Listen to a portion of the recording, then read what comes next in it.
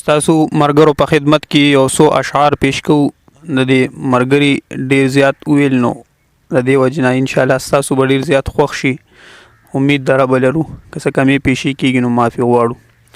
اشعار داسې دي چې نظم غونته دي چې خوله باندې واه واه کوي، زړګی راته بل شان کړي، دا خو څه صفت نه لري چې ته زما بیان کړي.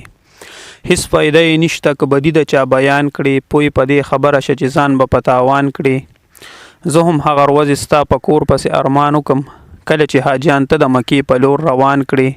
خو دا نیکي د دغه کعبې حج نه ډیره لویه ده، چرته غمځپلي زړه نه غم کو ته راروان کړي. نو بیا هم نه پوهېږم ملګرو زه ساده یم، زه چې اخر ولې په دې ظلم اموخته یم. زه چې ځان ته وګورم فکرونو کې اخته یم، نه یم په ظاهره خو په زړه کې ډیر خفه یم. نه دی دا دروغ زه په رښتیا سره عمدا کوم، زه په دوه خبرو د خپل ورور د سر سودا کوم. زه په لږه ډیره د انسان وینه پخلا کوم، خو اصل کې ملګرو د پښتو نه یو غلا کوم. نو ته مې اوس لږ پوه کړه چې دا ته په ما احسان کړې، خوله باندې واه واه کوي، زړګی راته بل شان کړي، دا خو صفت نه دی چې ته زما بیان کړي. مهرباني.